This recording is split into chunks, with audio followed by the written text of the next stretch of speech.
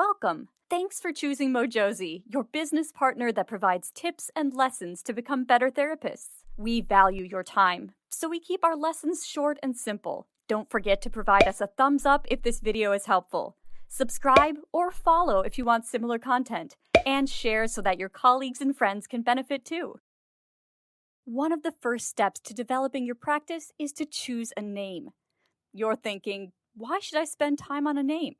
Some of you will fast-track this process.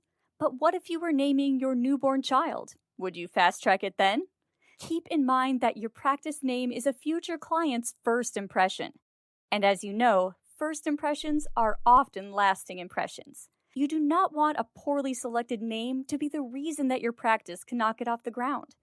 We can spend hours on this topic. But don't worry, we won't. But we will focus first on the creative side of developing your practice name. Our second part will focus on the legal and practical considerations. Brainstorming practice names can be fun and exciting, yet tedious and frustrating. So how do you approach naming your private practice? Here are 7 methods along with a few examples of each. Number 1.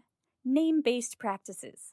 Many private practitioners in mental health have incorporated their own names in their practice. It is a perfectly fine approach if you are comfortable positioning yourself as the brand. Number 2, service-focused names. If your practice will be built around a specific treatment or service, then you may consider including it in your name. Number 3, issue-focused names. These are names that convey the types of client issues or diagnosis that you will see in your practice.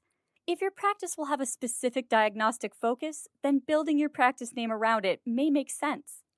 Number 4, age-focused names.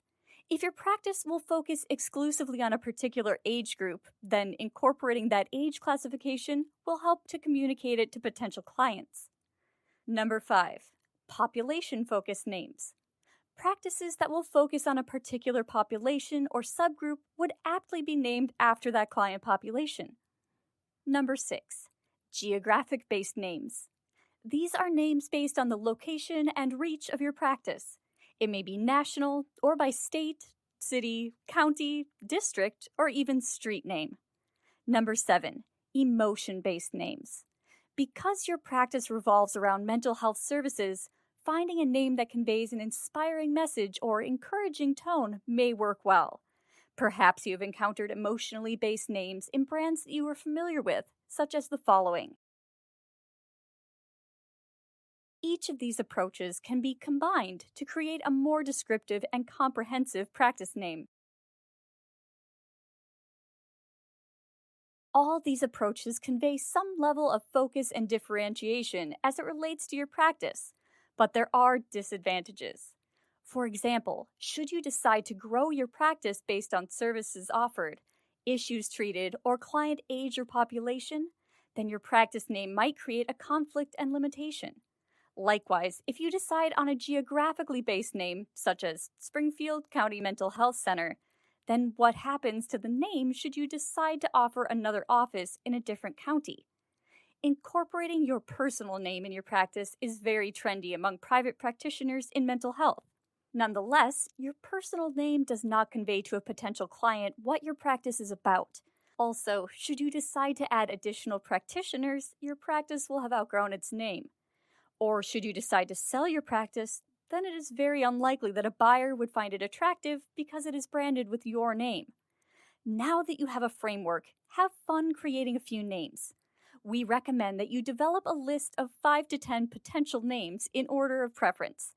Then it will be important to seek feedback from colleagues, friends, family, and even strangers. They will likely add a perspective that was not on your radar. You could ask whether the names are memorable, catchy, positive, negative, hard to pronounce or spell, or whether they are offensive in any way. You will also need to envision how your names look should you have a logo, how it may sound on the phone or when you say it out loud, and how it appears on a website or in marketing materials. Once you have tapped your creative right brain to generate potential names, and you have received feedback, it will be time to focus on the more technical and legal decisions around your practice name. As such, we will cover this in depth in another lesson. Visit us at www.mojozy.org for more information. And please don't forget to provide a thumbs up, subscribe, follow, and share if you like this lesson.